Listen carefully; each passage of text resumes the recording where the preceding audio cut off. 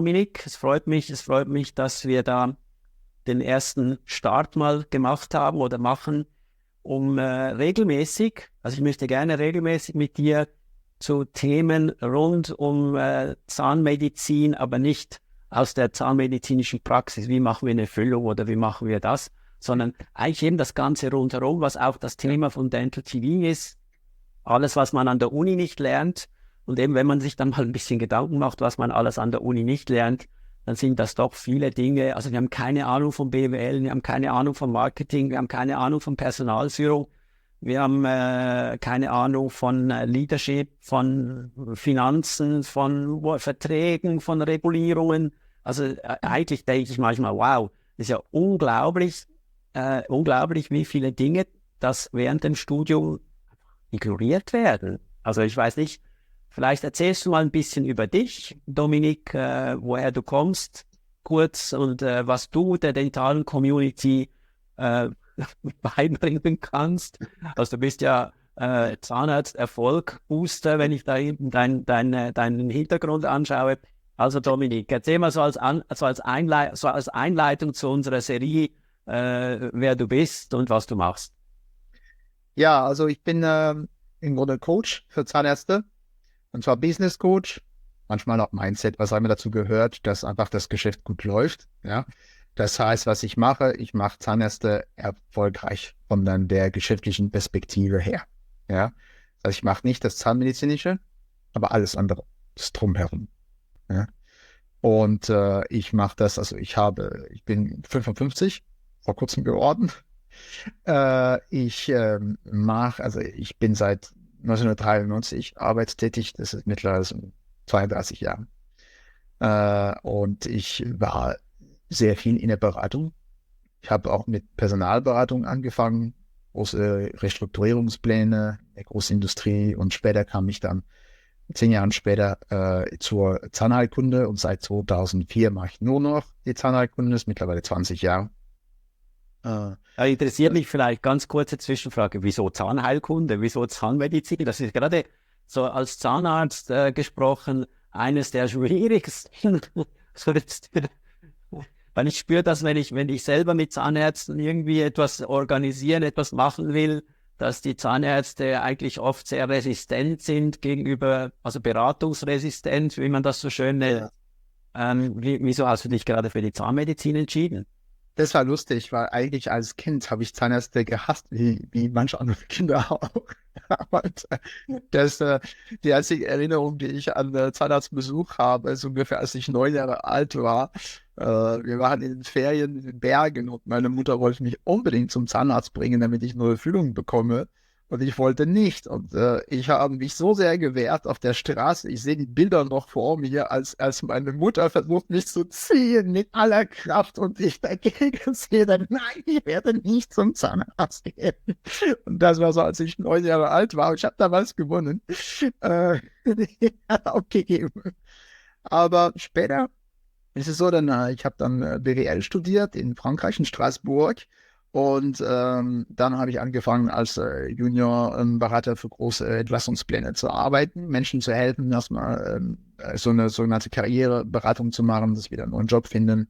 Und das, was ich damals schon gelernt habe, das nutze ich immer noch heute, wenn es darum geht, dass man so ein Clarity-Coaching macht. Das heißt, dass man herausfindet, wer bin ich wirklich, was sind meine Superpower, wer bin ich für eine Persönlichkeit, was liebe ich, was hasse ich und was sind meine Visionen, wo möchte ich hin und so weiter. Also das nutze ich nach wie vor, das, was ich vor 30 Jahren gelernt habe. Das so ein bisschen um dich kurz zu unterbrechen, das habe ich von meinem Mental Coach mal mitbekommen, der Doctor's Approach. Also eigentlich ist der Doctor's Approach heißt ja Analyse, Ganz genau. Diagnose, Ja. Behandlung. Ja, so ist es. Und eigentlich ist das, was wir, also als Zahnarzt oder als Arzt, ist ja das für uns, wie wir arbeiten. Du machst eine Diagnose, also du hebst einen Befund, machst eine Diagnose und dann machst du die Behandlung. Und wenn du mir das so beschreibst, ist eigentlich dieser Doctor's Approach auch im Coaching und Marketing populär. Es ist interessanterweise vielleicht ist einfach das Richtige, weil es ist in jeder Branche, die ich kenne, wo die Leute ja ihre Arbeit richtig machen, genauso auch in der Finanzbranche. Erstmal musst du dir einen Überblick verschaffen, wo bist du? Das nennt man auch Standortbestimmung. Das heißt, wo stehst du genau? Ja, was ist die Lage? Und dann sagen, okay, was möchtest du? Was sind deine Wünsche? Das ist genau wie beim Zahnarzt und mit Patienten. Erstmal Befund und dann, was willst du denn? Und dann Therapieplan erstellen, einen Therapieplan vorschlagen, gucken, ob es passt und dann Abmachung treffen und dann loslegen. So. Und genau so mache ich es auch. Ja, das heißt, erstmal gibt es ein 0-1 und dann ein Befund und dann ein Therapieplan-Empfehlung und dann wird angepasst, besprochen, bis man sagt, ja, genau so machen wir das, let's go, Einwände behandelt und dann starten wir. Ja. Und also ich habe nach meinem Studium und nach meiner ersten Berufserfahrung musste ich noch aufgrund von Militärdiensten und so, damals gab es sowas in Frankreich, ich habe einen Ersatzmilitärdienst gemacht, indem ich nach Deutschland kam, um für eine französische Filiale zu arbeiten. So, und so kam ich nach Deutschland, das war in 93.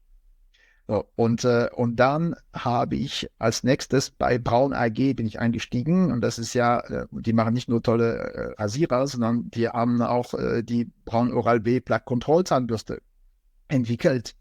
Genau, und da war ich im Marketing, im Marketing Center Europa und ich war zuerst als Junior Marketing Product Manager dabei und habe unter anderem eine Munddusche gelauncht damals und wir haben auch das war meine erste Berührung mit Zahnärzten, weil wir natürlich im Marketing wollten immer wissen, okay, was kann man auch besser machen oder was gibt es für Argumente und haben wir dann sich mit Zahnärzten getroffen und ich fand es ganz cool, ja. Und vor allem das Produkt liebe ich. Es ist für mich nach wie vor das beste Produkt der Firma Braun, diese Braun Oral-B Plaque Control Zahnbürste. Finde ich einfach genial. Dazu ein spannendes Thema. Ich war ja auch ein paar Jahre lang quasi Oral-B-Botschafter als nein, das ist eine spannende Geschichte, weil das ist ja der fast unendliche Kampf zwischen Oral-B, das gehört ja jetzt Procter & Gamble. Ja, beziehungsweise die haben es mittlerweile auch wieder verkauft an DeLonghi. Wieder verkauft. Das heißt, Gillette hat an Procter & Gamble verkauft und Procter & Gamble hat es jetzt an DeLonghi verkauft. Das jetzt gehört zu DeLonghi. Oral-B. Ja, also die ganze... Die Zahnbürstengeschichte. Das wusste ich gar nicht. Aber deshalb vielleicht auch, dass sie sich zurückgezogen haben. Die haben ja viel Geld investiert. Punkt 1, es gibt kein Produkt, also kein zahnmedizinisches Produkt, das so eine große Anzahl an Forschungen aufweist wie Oral-B. Also es ist evidence-based, wie das so schön auf Neudeutsch heißt, die beste Zahnbürste der Welt. Da gibt es gar nichts zu diskutieren. Und dann ist ja der unendliche Kampf zwischen Sonicare, Philips, und Oral-B. Und dann gibt es eine ganz coole Geschichte aus den 1980er Jahren, als die ersten Oral-B-Zahnbürsten kamen. Da erinnere ich mich doch, wir waren Studenten, da hat der Professor gesagt, schau mal, nehmen wir so ein Modell, weißt du, mit dem Gummizahnfleisch, Oral-B-Zahnbürste drauf, auf das Gummizahnfleisch einschalten und dann hat ein Loch in das Gummi gebrannt. Und gesagt, und das passiert mit dem Zahnfleisch, wenn ihr mit der Zahnbürste putzt. Das war vor 40 Jahren. Die Oral-B-Zahnbürste hat sich ja massiv weiterentwickelt mit Autocontrol und Drucksensoren und alle Schikanen. Diese Geschichte ist vor allem in der Schweiz immer noch in den Köpfen ganz vieler Leute. Wow. Und das ist einer der Gründe, wieso dass Sonicare, die kam ja viel später, immer noch quasi Nummer 1 sind und Oral-B nicht. Oder weißt du, Oral-B hat massiv versucht, natürlich Geld zu investieren, sind auch mit den Preisen runtergegangen, also das volle Marketing-Package und irgendwann mal haben sie einfach plötzlich gesagt, ja okay, wir machen nicht mehr. Und dann in dem Fall haben sie am Schluss dann sogar die ganze Firma verkauft.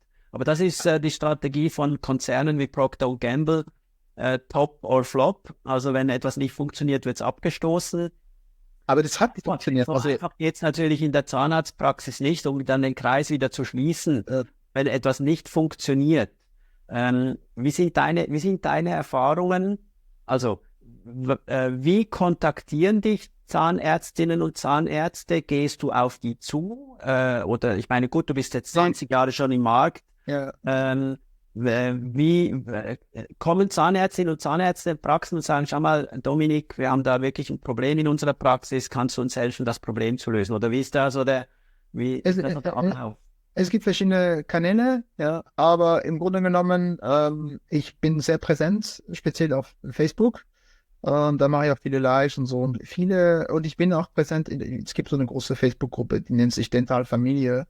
Und ich bin auch oft da und versuche, wenn es einen Post gibt, was meinen Bereich betrifft, auch mal einfach gute, interessante Kommentare zu schreiben, die Menschen helfen und wo man das Gefühl hat, okay, jetzt habe ich das Konzept besser verstanden und das kann ich umsetzen. Und offensichtlich kommt es gut an, Leute merken es, Leute lesen es und das macht viel aus. Ja? Und dann, das heißt, was passiert oft ist, Menschen kontaktieren mich danach über Messenger oder was auch immer, über Facebook und sagen, pass auf, ich folge dir schon seit einiger Zeit und ich möchte mich gerne mit dir unterhalten. Also das ist eine Möglichkeit. Dann habe ich noch Partner, mit denen ich arbeite und die empfehlen mich weiter. Auch gerade zum Beispiel im Finanzbereich oder so werden besucht, nach dem Motto, oh, ich verstehe nichts an meinen Finanzen, kannst du mir helfen, Ordnung zu bringen? Und das ist klar, ich mal Ordnung bringen, aber wenn du wirklich mehr Umsatz machen willst, dann musst du zu Dominik gehen, weil der kann es besser. Ja, oder viele zum Beispiel mit Steuerberatern immer mehr, weil wenn du zum Steuerberater gehst und dann schauen sie sich deine BWA an, und sagen, sie haben viel zu hohe Kosten, viel zu hohe Personalkosten. Das ist das Einzige, was sie können, ist Kosten reduzieren. Ich sage, ja, okay, die Kosten sind hoch, aber es gibt auch, irgendwann hast du die Kosten so reduziert, dass du nicht mehr reduzieren kannst. Das ist der andere Weg, ist, du erhöhst den Umsatz. Genau. Und dann Freunde kommen zu mir und dann sagen, weißt du, wenn du den Umsatz verzweifacht oder verdreifachst, dann hast du dein Kostenproblem nicht mehr so stark wie jetzt. Ja, also, und da biete ich einfach andere Lösungswege, die durchaus auch mehr funktionieren. Die dafür sorgen, dass man aus dem Hamsterrad rauskommen kann aus langer Sicht. Es geht nicht von heute auf morgen, da muss man auch was tun dafür. Aber im Grunde, weißt du, was funktioniert, ist bekannt. Ja, und was nicht funktioniert, auch. Und es gibt einfach Wege, die funktionieren und andere, die funktionieren nicht. Und wenn man weiß, okay, es gibt einen Weg und ich bin bereit, es zu laufen und umsetzen ist das Stichwort, ja, dann werde ich auch auf Dauer erfolgreich. Bei manchen wird es ein Jahr dauern, bei anderen 3, aber du kannst es lässt sich nicht vermeiden. Irgendwann bist du erfolgreich, wenn du das Richtige tust, in der richtigen Reihenfolge. Was ist das Hauptproblem, das du jetzt über die letzten 20 Jahre, vielleicht haben sich die Probleme auch verändert, da könntest du vielleicht auch dazu sagen, aber was sind so die 1, 2 oder 3 Hauptsorgen oder Probleme, die Zahnärzte haben, wenn sie sich von dir beraten lassen wollen? Für mich gibt es 2, es sind vielleicht nicht die Zahnärzte selbst sehen, aber die ich sehe, sind 2 Probleme. Punkt Nummer 1 ist, kein Zahnarzt, es sei denn, man hat sehr, sehr viel danach gemacht, aber kein Zahnarzt hat einfach irgendwas gelernt zum Thema Unternehmertum und zum Thema Praxisführung und Teamführung. Und die haben einfach, die sind sehr gute Behandler, ja, die haben gelernt, wie man Zahnmedizin macht. Und ich denke, wir haben in Deutschland einen sehr guten Stand insgesamt. Also, und was sie auch nicht verstanden haben, ist, es ist ein gesamtes Konzept, das Lernen. Das heißt, erstmal gibt es Studium und dann gibt es noch 2, also in Deutschland zumindest, 2 Jahre Assistenzzeit. Und diese Assistenzzeit, wenn es richtig gemacht wird, dann ist es wie 2 Jahre Coaching, wo du einfach langsam reinwachsen kannst und lernen kannst, wie du das How-to, wie du das Know-how, wie du das machst, lernst. Weil das Wie lernst du nur durch Tun. Ja? Gut, aber dann ist die Frage natürlich, dann kommt natürlich meine Frage an dich. Ja. Wie bekomme ich die Stelle nach meinem Staatsexamen, bei der ich in diesen 2 Jahren oder 3 Jahren auch das lerne? Also ich kenne viele junge Kolleginnen und Kollegen. Ich habe zum Beispiel mit Studenten an der Uni Zürich gesprochen und gesagt, wieso, ihr lernt ja auch quasi mit intraoralen Scannern arbeiten, neue Technologien einzusetzen. Dann geht ihr raus in die Praxis und kommt dann vielleicht in eine Praxis, in der es das alles nicht gibt. Ja. Ein Chef, der hat schon seine Praxis seit 20 oder 30 Jahren und der sagt dir, hey Dominik, vergiss da diesen modernen Schnickschnack, das geht, ich zeige dir mal, wie es wirklich geht. Und dann gibt es wirklich dann junge Zahnärztinnen und Zahnärzte, die sagen, ja, eigentlich hat er nicht Unrecht, es funktioniert ja auch so, aber dann versetzen sie sich selber wieder zurück in der Zeit. Also, was ist jetzt dein Ratschlag oder zu diesem Thema? Der Punkt ist also, einmal fehlt Wissen. Und einmal ist das Problem Mindset. Und beides geht zusammen, weil dein Mindset ist im Grunde deine Meinung über die Dinge, was ist richtig und was ist falsch, was sollte man tun, was sollte man nicht tun. Und das wird 100% beeinflusst von dem, was du schon beobachtet hast und was du weißt. Und wenn du zu wenig beobachtet hast oder zu wenig gelernt hast, dann lässt du dir jeden Blödsinn erzählen und glaubst auch noch. Ja?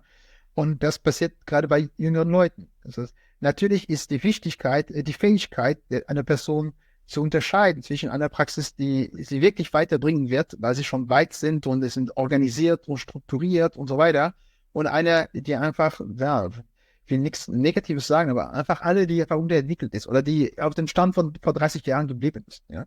Und das sieht man. Und also ich würde natürlich niemals einen jungen Zahnarzt, der promoviert hat, empfehlen, geh in so eine Praxis, sondern such weiter, bist du von einer guten. Heutzutage der Markt ist eindeutig mit dem Fachkräftemangel, das ist ein Markt, wo für die Leute, die was suchen, das Leben einfach ist. Sie könnten sich eigentlich zwischen 10 Praxen entscheiden. Dann lieber, also die Assistenzzeit ist wirklich da, um was zu lernen. Aber man lernt von den Besten am besten, nicht von den anderen. Das heißt, weitersuchen, bis man sagt, okay, das ist eine geile Praxis, da will ich lernen. Und es gibt 2 Dinge, die man lernen sollte. Das eine ist natürlich Zahnmedizin. Und das andere, ich empfehle sehr, dass man mindestens aus den 2 Jahren, ein Jahr oder so, bei einer durchstrukturierte und organisierte Praxis auch lernt, wie nicht nur die Zahnmedizin läuft, sondern auch die Abläufe. Ja? Aber manchmal sogar, also es gibt auch große Ketten, ganz ehrlich, wenn man da ist, die Abläufe sind auch nicht so groß. Ja? Und dann merkt man, also so etwas will ich auch nicht. Das ist auch nicht meine Art von Zahnmedizin. Aber das ist gut, dass man die Erfahrung gemacht hat. Ja? Aber am Ende, was ich damit sagen wollte, ist, dass in der Zahnmedizin, du hast das Studium plus 2 Jahre zum Lernen, wie du als Behandler funktionierst. Und man bräuchte auch so ein System, idealerweise, für die Zahnarztpraxisinhaber, weil Zahnarztpraxisinhaber ist ein ganz anderer Job als Zahnarzt. Ja? Und das wird nicht klar gesagt. Man müsste mindestens ein 6 Monats Curriculum haben in der Uni, was optional wäre, wo man sagt, okay, wenn du sowieso vorhast, später auch noch Zahnarztpraxisinhaber zu werden, dann kannst du entweder direkt jetzt im Anschluss an dein Studium das machen oder kannst du später wieder kommen. Ja?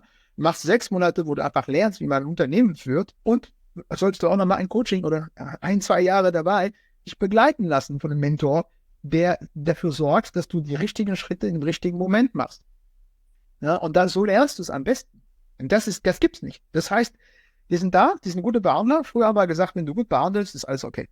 Wird laufen. Aber das funktioniert nicht mehr. Ja. Und das ist der Punkt. Also Das war ja der Spruch, den die Schweizer Zahnärztegesellschaft 1992 als die Freizügigkeit, also wir abgestimmt haben für den EWR-Beitritt. Dann wurde die Schweiz ja überschwemmt von Ärzten und Zahnärzten. Die Zahl hat sich in der kürzester Zeit fast verdoppelt. Und dann haben die Schweizer Zahnärzte gesagt, ja, aber liebe Zahnärztegesellschaft, was sollen wir jetzt tun? Jetzt kommen da deutsche Kolleginnen und Kollegen, vor allem Kollegen damals, die machen eine Praxis auf an der besten Lage und die schreiben dann hin, Spezialist in allem, was du dir vorstellen kannst. Also wirklich so, also nicht falsch verstehen, aber groß gekotzt, also wirklich, also klotzen, nicht kleckern, klotzen, also wirklich, und die haben dann den bescheidenen Schweizer eigentlich weggedrückt. Yeah. Das gab's auch bei den Banken. Das gab's dann auch bei den Banken. In den Banken kamen dann die Manager aus Frankfurt. Und die haben schon, weil sie einfach die deutsche Sprache besser beherrschen als der Schweizer. Für einen Schweizer ist Hochdeutsch eine Fremdsprache. Ich sage immer, ich rede ein bisschen besser Deutsch als der Durchschnitt, weil meine Mutter aus Deutschland kommt. Also weil ich doch ein bisschen deutschen Hintergrund habe. Weil das ist so, wenn ich in Deutschland einen Vortrag halte, heißt, du, für einen Schweizer redest du gar nicht so schlecht Deutsch. Also, und dann kannst du dir vorstellen, dass jemand, der verbal sehr gewandt ist und dann, weißt du, groß und ja, also ich sage euch schon, wie es geht, peng, zack, auf den Tisch hauen. Und dass dann der Schweizer, der ein bisschen bescheidener ist, unter die Räder kommt. Und das war bei den Zahnärzten meiner Meinung nach auch. Dann hat man schon so hinter vorgehaltener Hand gesagt, ja, aber schau mal, was die da machen die kommen da rein und schreiben an ihre Praxistitel drauf, die gar nicht existieren. Also die waren einfach im Marketing, in der Kommunikation eigentlich schon weiter, weil sie haben ja auch gesagt, okay, ich gehe jetzt weg aus meinem Land, ich gehe in ein anderes Land und dann musst du schon etwas über den Durchschnitt sein, was Marketing, Kommunikation angeht oder eine gewisse Beratung gehabt haben, weil die das nicht hatten, die sind in die Schweiz gekommen und sind dann nachher wieder zurück nach Deutschland, weil es nicht funktioniert hat. Ja, kann ich mir sehr gut vorstellen. Ja, ja. Also da Ja, also, als Beispiel, also das widerspiegelt dem, was du auch gesagt hast, ja, ohne einen guten Background in Kommunikation, Marketing, Strategien, Teamführung etc. funktioniert es nicht. Also das ist jetzt mal ein Themenbereich. Und dann hast du 2 Punkte noch angetönt, die spannend sind. Also eines ist die Kosten in den Griff zu bekommen. Ja. Also eine Analyse machen, bestellen wir zu viel oder wie sieht das aus? Also das ist ja ein Thema. Und das andere Thema, das vielleicht noch ein bisschen spannender ist, dass wir sicher mal in einer speziellen Folge diskutieren möchten, was mich auch sehr interessiert ist, wie steigere ich meinen Umsatz? Ja, genau. Also, aber ich denke, dass wir das mal in einer separaten Folge mal diskutieren, weil das ist immer ein Punkt, was kann ich tun, um mehr Geld zu verdienen. Du hast das schön gesagt, man kann anfangen zu sparen, aber irgendwann mal hat man fertig gespart, dann muss man mehr Geld verdienen. Aber lassen wir uns heute nochmal über das Thema Betriebsführung, Wirtschaft, vielleicht dieses Einstiegsding nochmal reden. Und weißt du, du hast ganz am Anfang, ich will das nochmal abschließen, weil das war eine sehr wichtige Frage. Du hast gefragt, was sehe ich, was das Problem ist. Und ich habe jetzt erstmal das Thema Wissen thematisiert. Aber eigentlich, was noch dahinter steht, und das sieht man auch bei jedem Mitarbeiter, den man selbst einstellt als Zahnarzt, die Fachqualifikation ist wichtig, aber das Wichtigste für die langfristige Entwicklung ist immer das eigene Mindset. Ja, das Mindset des Mitarbeiters oder sein Mindset. Und für Zahnärzte sage ich, man braucht wirklich die 2 Dinge. Man braucht Wissen und Wissen wie, das Know-how. Und dann brauche ich ein Mindset, weil es gibt Leute, die wissen alles, aber die haben einfach nicht die Fähigkeit, nach außen zu gehen. Die haben Angst vor Kommunikation, die wollen sich nicht darstellen. Und die meisten Zahnärzte sind ja Zahnärzte geworden, nicht weil sie Verkäufer werden wollten und nicht weil sie Marketer werden wollten und nicht weil sie Geschäftsführer von einer Firma werden wollten, sondern weil sie einfach Zahnmedizin machen wollten. Die wollten Menschen helfen, indem sie Medizin machen. So. Und für die ist es oft sehr schwer, wenn ich mit Marketing-Themen komme oder mit Verkaufsthemen. Allein das Wort Verkauf schon ist immer noch bei manchen verpönt. Ja? Und ich sage, ja, du musst nach außen gehen, du musst dich zeigen. Ja, was soll ich denn zeigen? Nee, ich bin bescheiden, ich mache einfach gute, gesunde Versorgung, aber ich will mich nicht nach außen so. Was soll das sich darstellen? Sie haben es nötig. So, das heißt, das sind alle diese Grundgesetze da, diese Glaubenssätze, die einem wirklich bremsen. Und zu einer erfolgreichen Unternehmensführung gehört einfach das nach außen gehen, sich darstellen und dafür sorgen, dass die Leute, die denken, ach, das, was er anbietet, ist doch gut für mich, dass sie dann es mitbekommen, dass es so ist und zu mir kommen. Ja? Und das heißt, Mindset ist für viele einfach das größte Problem. Ja, weil sie bremsen sich selbst. Ja, alle. Ja. Und man kann das sehr verbessern durch Wissen. Ja. Und Erfahrungen, die man macht. Aber man muss bereit sein. Der erste Punkt, das erste Steinchen ist die eigene Bereitschaft. Also, bin ich bereit, über meinen Schatten zu springen? Ja oder nein? Oder bin ich bereit, meine Komfortzone zu verlassen? Ja oder nein? So, und das Problem ist, es gibt keinen Fortschritt, ohne seine Komfortzone zu verlassen. Du hast nie was gelernt im Leben, du bist nie richtig fit und fähig geworden, wenn du immer im gleichen Muster geblieben bist wie früher. Sondern erst wenn du was versucht hast, was neu war, was vielleicht ein bisschen von dir verlangt hat, ein bisschen Mut, ein bisschen Erprobung und vielleicht hast du etwas Gefährliches gemacht oder was auch immer. Und dann entweder hat es geklappt oder nicht geklappt. Wenn es geklappt hat, hast du gelernt, so funktioniert. Und wenn es nicht geklappt hat, hast du jetzt noch mehr gelernt. Du hast gelernt, was du auf keinen Fall machen solltest. Und das ist ein Schatz. Das ist sehr wertvoll für die Zukunft. Ja? Tony Robbins sagt immer, entweder du gewinnst oder du lernst. Und ich bin ein ganz großer Fan davon. Nur allein schon in der Ausbildung, also im Studium von Zahnärzten, was auch völlig richtig ist, ist, dass man lernt, Perfektion in seine Behandlung zu bringen. Man bringt dir bei, pass auf, du bist 100% verantwortlich für deinen Patienten. Und alles, was geschieht, hat was mit dir zu tun. Wenn es schief geht, hast du dafür gesorgt. Also, du musst eine perfekte Behandlung liefern. Und das ist, finde ich, 100% in dem Bereich. Das ist ja lebensbedrohlich, wenn man es falsch macht. Ja? Daher ist es richtig, dass man als Zahnarzt, Zahnärztin diesen Perfektionsmindset hat für die Behandlung. Aber was keiner dir erzählt hat, ist, das ist gut für die Behandlung, aber für andere Dinge ist es gar nicht gut. Für Marketing, Perfektion ist dein Tod. Quantität ist viel wichtiger als Qualität im Marketing. Weil du musst überhaupt rausgehen und dich zeigen. Das ist scheißegal, ob du dich gut zeigst und nicht. Hauptsache authentisch, nicht perfekt. Perfektion liebt keiner. Also, wenn du zu mir kämpfst und sagst, guck, ich bin perfekt, also das wird nicht dafür sorgen, dass ich dich liebe.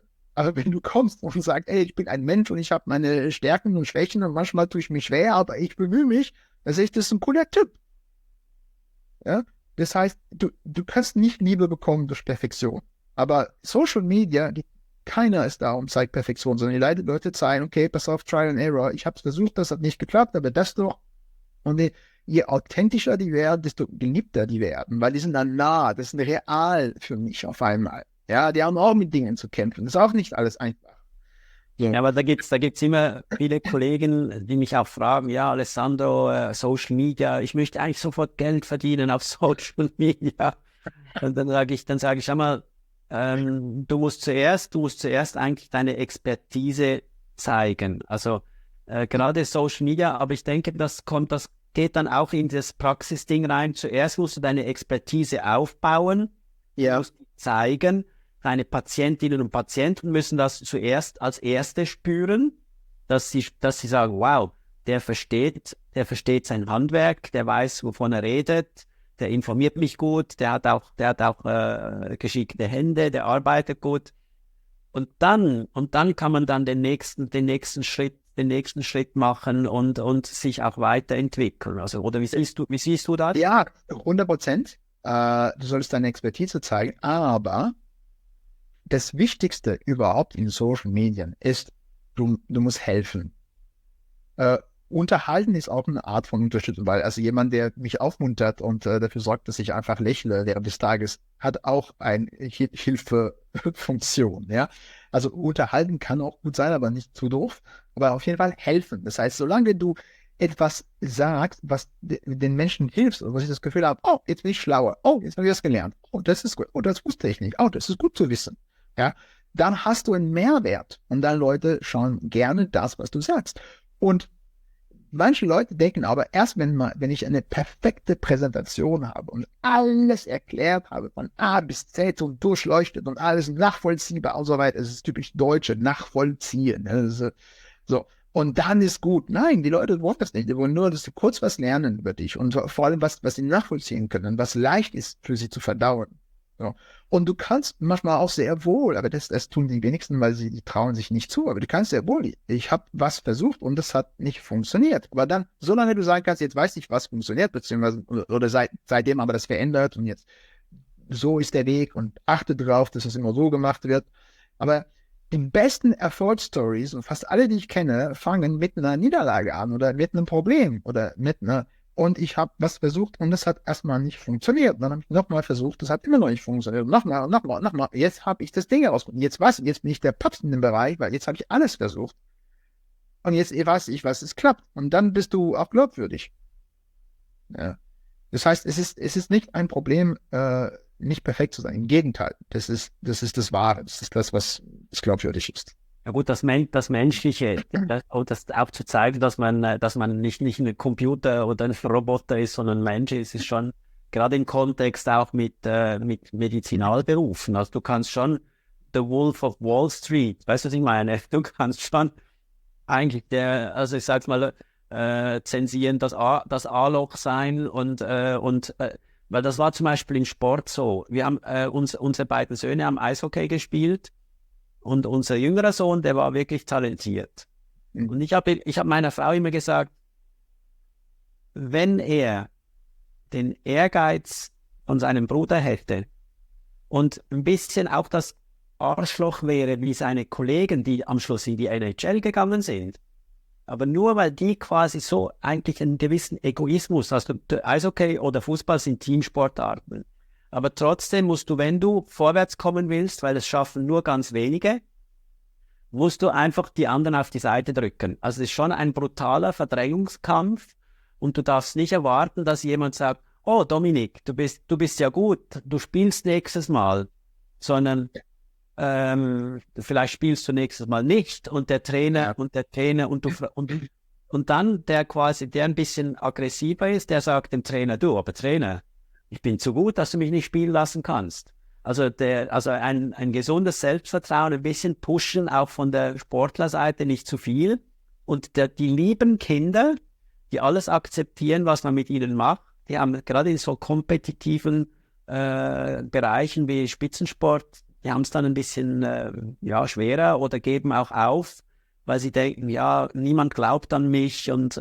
Aber das ist ein bisschen eine andere Geschichte, als jetzt selbstständig zu sein und in einem Geschäft zu arbeiten. Weil dann bist du nicht direkt du bist nicht von einem Trainer abhängig, der sagt, du darfst jetzt heute arbeiten oder nicht, sondern du musst die Sachen selber in die Hand nehmen und das Ganze auch selber steuern.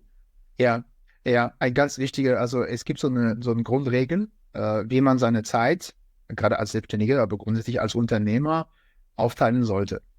Und das gilt für Ärzte, das gilt für Zahnärzte und das gilt auch für ganz alle Branchen. Im Grunde genommen, man sagt, okay, wenn du 100% Zeit hast, ja, dann sollst du Maximum 70% für deine Tätigkeit, zum Beispiel als Behandler in Zahnmedizin, verbringen, 20% für Teamführung, Admin, alles, was noch nebenbei dazu läuft. Und dieser Teil wird oft vergessen. Das wird immer gemacht, wenn du deine Praxis gründest. Aber dann wird es vergessen. Das ist das, was für den Erfolg gesorgt hat. Das ist Zukunft kreieren. Also es gehört zum Job eines Unternehmers, immer die Zukunft zu kreieren. Und dazu gehört natürlich, sich selbst fortzubilden und immer wieder neue Dinge zu lernen, aber dazu gehört auch neue Pläne zu haben, neue Ideen, was könnte ich noch entwickeln oder zu merken, okay, jetzt gibt es eine neue Technik oder Technologie, jetzt brauche ich einen Intraoralscanner und jetzt müsste ich Inflow Veneers anbieten oder irgendwas, was einfach neu ist und irgendwie funktioniert oder probieren zumindest oder so. Das heißt, immer wieder auf der Suche nach, was mache ich in der Zukunft? Ja, und dieses Teil wird sehr oft komplett vernachlässigt. Wird einmal am Anfang gemacht und dann das war's dann. Ja. Gut, das ist dann eben die Geschichte mit dem Hamsterrad, um wieder zurückzukommen. Ja. Also man zieht quasi Scheuklappen an, man kommt jeden Morgen in die Praxis und am Abend geht man aus der Praxis und man weiß eigentlich gar nicht, was man den ganzen Tag gemacht hat. Ja, also irgendwie, das ist wie wenn du mit dem Auto eine Strecke 100-mal fährst, dann gibt es doch Tage, wo du denkst, wie bin ich jetzt eigentlich von A nach B gekommen? Ich kann mich an keinen Punkt von dieser Strecke mehr erinnern. Ich bin eingestiegen am Morgen ins Auto und dann 30 Minuten später war ich in der Praxis, aber ich habe keine Ahnung, wie ich da hingekommen bin. Ja. Das erinnert mich an den Movie, wo der Typ so ein Gerät hat und alles, was er routinemäßig macht, das macht er sehr viel schneller. Und dann irgendwann lebt er gar nichts mehr, weil das Ding macht alles automatisch. Also, aber zurückzukommen zur Planung. Also Planung, das ist ja, mich fragen ja auch viele Leute, wie machst du das alles, dass du dann neben der Praxis noch alles machst? Dann sage ich, okay, eines der wichtigsten, da habe ich auch schon ein paar Videos dazu gemacht, ist der Getting Things Done. Die Methode kennst du ja auch aus den 80er Jahren oder schon früher. Alles, was man innerhalb von 2 Minuten erledigen kann, soll man sofort erledigen, weil sonst sammelt sich ja diese Stapel von Papier auf deinem, also heute ist ja nicht mehr Papier, aber früher war es dann die Papierstapel, die sich angesammelt haben. Und ich erinnere mich noch, dass dann Leute plötzlich einfach alles weggeschmissen haben. Und dann habe ich gesagt, was machst du jetzt? Wieso schmeißt du alles weg? Ja, weißt du, das liegt schon so lange da. Wenn das wirklich wichtig gewesen wäre, dann hätte sich da jemand schon lange bei mir wieder gemeldet. Also du kannst natürlich auch Dinge quasi wegsitzen, also im Sinn von warte nur lange genug und dann interessiert es keinen mehr. Aber das ist ja zum Beispiel heute, in unserer Zeit, wenn du jemandem eine Nachricht schickst, ist ja klar, ich finde es komisch, dass wenn man einen SMS schickt, dass man am Telefon bleibt und wartet, ob nicht nach 5 Sekunden schon die Antwort kommt. Ja. Das ist dann übertrieben, aber was ich ein bisschen Mühe habe ist, und das geht dann auch wieder in die Praxis zurück, wenn man eine Frage stellt, wenn man eine Nachricht schickt, du bekommst die Nachricht, wenn sie nicht im Spam landet oder irgendwo landet, und das ist ja auch das Thema in der Praxis, jemand ruft die Assistentin nimmt das entgegen und sagt, ja, Herr Boyer, ich habe jetzt verstanden, um was es geht, ich werde mich darum kümmern.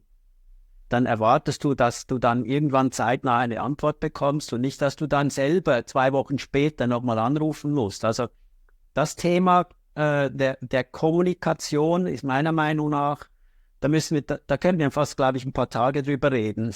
Das große Kapitel Kommunikation, über das müssen wir dann schon mal ein bisschen mehr im Detail reden, weil meiner Meinung nach alle Probleme auf der Welt sind Kommunikationsprobleme. 100%. Kann ich unterschreiben. 100%. Und ich sehe es auch, zum Beispiel, ich biete deshalb auch für meine Kunden, die so ein Langzeitprogramm machen zum Thema Management, ich biete auch Kommunikationsseminare, aber richtig intensiv. Das Kleinste ist 4 Tage lang von morgens bis abends 22 Uhr, weil es ist so viel zu tun und zu lernen und zu üben vor allem. Es ist nicht die Theorie, das ist die Praxis. Und man merkt, die Kommunikationsverhalten, so wie es jetzt sind manchmal so nicht fördernd. Ja, es ist unvorstellbar, dass man zum Beispiel grundsätzlich Kommunikation nicht beantwortet. Also ich sage, wenn ich was bekomme, dann innerhalb von 24 Stunden wird es bearbeitet. Weil Kommunikation ist das Leben in der Beziehung.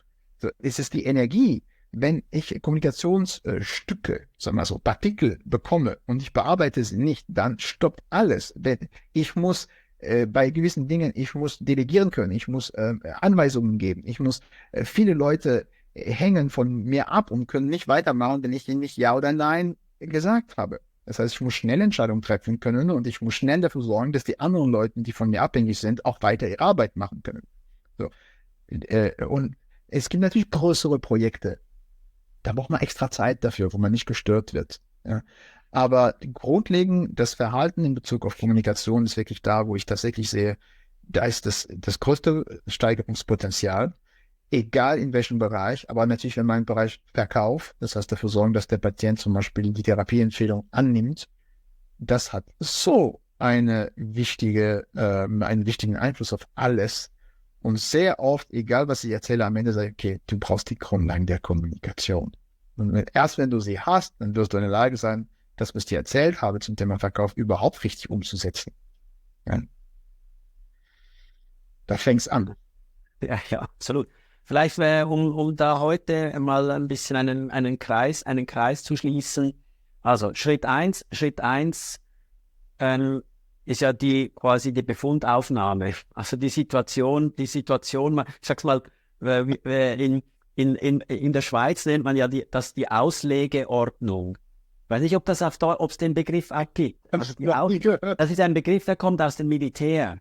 Die Auslegeordnung ist, dass du alles, also dein ganzes Material musst du quasi entweder auf einen Tisch legen oder auf ein Tuch legen. Dann nimmst du auch deine Waffe auseinander, also alles, was du hast in deiner Ausrüstung, legst du hin und das nennt man dann die Auslegeordnung. Also du legst alles hin und dann wird kontrolliert, hast du alles. Ist alles da, was du brauchst? Ist deine Flasche, deine Waffe, deine Schuhe, einfach alles, was du benötigst, um erfolgreich zu sein im Militär.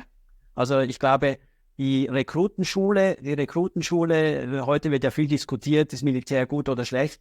Grundsätzlich muss ich rückblickend sagen, das waren 17 Wochen, die haben jedem jungen Mann gut getan. Einfach um ein bisschen Struktur, vielleicht hat man das nicht verstanden in dem Moment, aber eigentlich, wenn ich zurückdenke und eben genau diese Begriffe dann auch wieder kommen, das nennt man ja dann in der Küche oder in der Praxis, heißt es dann Mise en place. Ja, genau. Mise en place ist dann nicht die Auslegeordnung in dem klassisch-militärischen Sinn, aber so nach dem Motto, wenn nicht alles bereit liegt, dann kannst du nicht richtig kochen. Wenn nicht alles bereit liegt, kannst du auch nicht richtig arbeiten. Also das sind so kleine Dinge. Aber grundsätzlich mal, du schickst, wenn ich sage, Dominik, ich brauche ein Coaching, ich habe da so viele Probleme, dann hast du mal gesagt, du schickst da zuerst eine Checkliste. Ja, erstmal macht man eine Praxis- und Bedarfs- oder Potenzialanalyse. Das heißt, was ist die Lage? Irgendwann 01. Irgendwann 01. Ich hab noch nie, ich würde auch nicht mal ein Programm von mir verkaufen, anbieten, bevor ich wirklich weiß, brauchst du die Person oder nicht. Ja.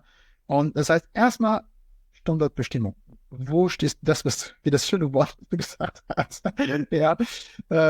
Wo stehst du? Ja. Und was brauchst du? Was sind die Probleme? Aber damit ist nicht getan, sondern bei dem Problem muss man auch Prioritäten setzen und sagen, was sind die wichtigsten Sachen, die angegangen werden und in welcher Reihenfolge. Und das ist das, was ich immer als erstes mache, ist im Grunde ein Fahrplan. Ja, weil, okay, das sind deine Stärken, das sind deine Schwächen und das sind die Dinge, die wir als erstes angehen sollten. Und dann werden das und das und das machen in der Reihenfolge. Ja. Viele Leute, und ich stelle auch fest, viele Zahnärzte machen Dinge und versuchen aus der Situation, wo sie stehen, besser rauszukommen. Aber oft ist es so, dass die Schritte in der falschen Reihenfolge gemacht werden. Zum Beispiel, wann stelle ich einen Mitarbeiter ein oder einen angestellten Zahnarzt zum Beispiel? Und dann wann stelle ich einen fertigen, vollgebackenen angestellten Zahnarzt im Vergleich zu wann stelle ich einen Assistenzzahnarzt? Das ist, und es gibt Grundsätze dafür. Und man sagt, okay, wenn ich das und das und das als Vorbedingung erfüllt habe, dann jetzt ist die Zeit dafür. Und viel zu viel sehe ich einfach Zahnärzte sehr schnell, die holen sich den nächsten angestellten Zahnarzt, die haben nichts da, um ihn zu füttern mit Patienten. Das ist am Ende, endet es so, dass alle neuen Patienten gehen zum neuen angestellten Zahnarzt, der aber nicht weiß, wie er wirklich befundet, wie er wirklich verkauft. Und das ganze Potenzial der Praxis ist tot. Und am Ende steht man vom Scherbenhaufen da. Ja, also Ja. Nein, das ist für mich jetzt der perfekte Abschluss von unserem heutigen Gespräch, der Scherbenhaufen. Und diesen Scherbenhaufen, den werden wir jetzt in den nächsten Episoden zusammen aufräumen. Das finde ich eine ganz tolle Idee, Dominik, weil viele Kolleginnen und Kollegen stehen vor einem Scherbenhaufen, gerade in der heutigen Zeit. Die Zahnmedizin hat sich verändert über die letzten Jahrzehnte. Wir haben da auch schon drüber diskutiert. Mehr Regulierungen, weniger Umsatz. Also grundsätzlich, ich sag's mal, es ist ja positiv, dass unsere Patientinnen und Patienten in Europa zahngesunder geworden sind. Das heißt, sie brauchen weniger große Behandlungen. Ich habe ein paar Mal jetzt diskutiert, eigentlich muss man sich noch jetzt nebenbei zum Kieferorthopäden ausbilden, weil am Schluss müssen wir nur noch Zähne rumschieben. Aber okay. Mit ein bisschen CND dazu, ja? Ja, genau. Das ist ja dann ein anderes Thema, das man diskutieren kann, so nach dem Motto, wie kann man mehr Geld verdienen, was soll man in seiner Praxis anbieten? Das ist aber eine ganz andere Geschichte. Aber na, ich denke, es gibt noch viel zu diskutieren, und da freue ich mich schon drauf, Dominik. Also ja, dann legen wir los mit Ideen und Punkten, die wir in den nächsten Episoden miteinander diskutieren können. Da freue ich mich schon sehr drauf. Sehr schön, ich mich auch. Na, perfekt. So, und eigentlich musst du mir dann vielleicht mal noch eine Liste schicken. Also vielleicht auch von deiner Sicht aus, wie du die Prioritäten siehst. Also sicher können wir reden mal so nach dem Motto, wie sieht eine Analyse einer Praxis aus? Also wie packt man das an, ohne jetzt zu sehr in die Details zu gehen, aber dass die Leute auch ein bisschen verstehen, wenn ich jetzt ein Problem habe, wie läuft so ein Prozess ab? Es ist die Frage, wie man das, wo fängt man an? Weil ich kann da anfangen oder noch davor nochmal zurückgehen. Und ich würde schon nur noch vorher zurückgehen. Also gleich grundsätzlich meiner Meinung nach die Problematik, okay. dass du nach dem Studium eigentlich überhaupt noch nicht bereit bist, genau. eine Praxis zu führen, dass wir da schon ein bisschen den Einstieg machen, quasi, wo stehe ich als junger Zahnarzt, als junge Zahnärztin nach dem Studium? Was für Punkte sollte ich da beachten? Das ist mal meiner Meinung nach sicher ein Themenbereich, der viele Leute auch interessiert. Und dann sagen wir, okay, und jetzt hast du eine Praxis seit ein paar Jahren, du merkst plötzlich, es läuft nicht mehr. Und du weißt nicht wieso. Du arbeitest ja den ganzen Tag wie verrückt und gibst dir Mühe. Ja. Dann so nach dem Motto, Ja. so ein bisschen. Also ich kann dir mal einen Ablauf geben, weil es ist im Grunde immer dasselbe, ja. Das ist genau wie beim Zahnarzt. Du kennst deine Abläufe und du weißt, wenn du dabei bleibst, dann wird es auch funktionieren am Ende. Und das heißt, dass der Schritt Nummer eins, egal ob man es jetzt schon gemacht hat oder noch nicht, weil man zum Beispiel ein junger Gründer ist, ja. Aber der Schritt Nummer eins ist immer, kenne dich selbst. Ja. Und das heißt, du musst wissen, okay, wer bin ich? Ja. Und was sind meine Superpower? Worauf kann ich bauen? Ja. Was Leute schätzen. Und dann auch wie ich ticke, wie ich funktioniere. Wie soll die Dinge laufen, damit ich mich wohlfühle dabei? Ja. Und dann, was ist meine Vision? Wo will ich hin? Also ich muss eine klare Vision und Zielsetzungen festlegen und dann, warum ich mir das antun will. Und am Ende, überlegen die wenigsten darüber, was möchte ich gerne für eine Vermächtnis hinterlassen? Das heißt, wofür sollten mich die Leute geschätzt haben am Ende? Ja, was will ich, manche sagen, welche Delle will ich ins Universum hauen? Ja? Okay, also. Der Punkt ist, das Spiel muss größer als du selbst sein. Wenn das Spiel ist, ich will, dass es mir gut geht, einfach, ich verdiene gut Geld und ich kann meine Familie ernähren und meine Altersvorsorge ist gesichert. Immer, okay, ist nichts dagegen. Ja, vielleicht wird es auch funktionieren, aber du wirst nie etwas Besonderes haben oder erleben. Also, und du wirst immer mit Kleinigkeiten und blöden Problemen zu kämpfen haben. Das ist einfach so.